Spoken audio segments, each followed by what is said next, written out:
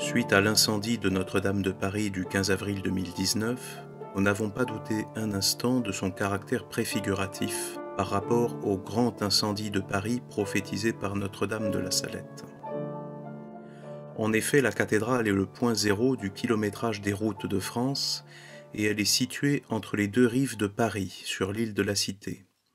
Elle constitue donc, à plus d'un titre, le véritable cœur de Paris. Le message était donc clair: aujourd'hui le cœur, demain le corps.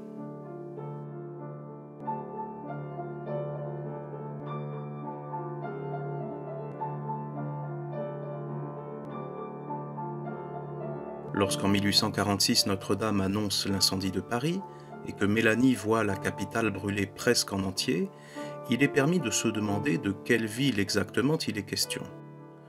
En effet, la ville de Paris telle que nous la connaissons aujourd'hui est directement issue du projet de Napoléon III et du baron Haussmann, avec notamment la loi du 16 juin 1859 stipulant l'extension des limites de la capitale jusqu'à l'enceinte de Thiers.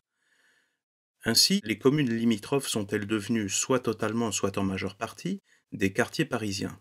Montmartre, La Chapelle, La Villette, Belleville, Charonne, Bercy, Vaugirard, Grenelle, Auteuil, Passy et Batignolles-Monceau, ce à quoi il faut ajouter principalement les parties supérieures de Montrouge et de Gentilly. En 1846, la capitale était encore délimitée par l'ancien mur des fermiers généraux, construit sous le règne de Louis XVI entre 1784 et 1790, selon les conseils de Lavoisier, et détruit en 1860 après la loi d'extension. Quelle est donc la ville que Mélanie a vu brûler presque en entier? Est-ce Paris délimité par le mur des fermiers généraux, ou bien Paris délimité par l'enceinte de Thiers? La question se pose, et la Providence y répondra lors des événements prédits. Quoi qu'il en soit, gardons bien à l'esprit que par rapport à ces événements cataclysmiques, Dieu disait à Mélanie « Je garderai ceux qui me gardent ». Ainsi peut-on mentionner le couvent de la rue du Bac, celui-là même où sainte Catherine Labouré vit Notre-Dame en 1830 et eut la révélation de l'indispensable médaille miraculeuse. Couvent de la rue du Bac préservé de façon extraordinaire lors du violent incendie du Bon Marché de novembre 1915.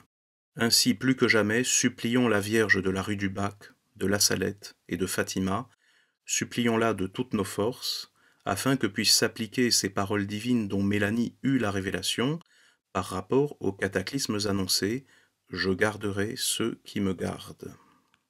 Ce texte et la brochure dont il fait partie seront publiés aux éditions Saint-Rémy.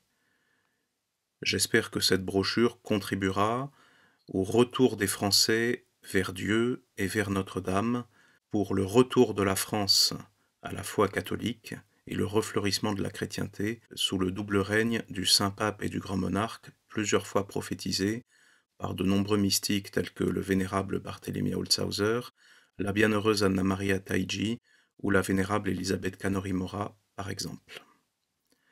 Vive Notre-Dame de la Salette et que Jésus soit aimé de tous les cœurs.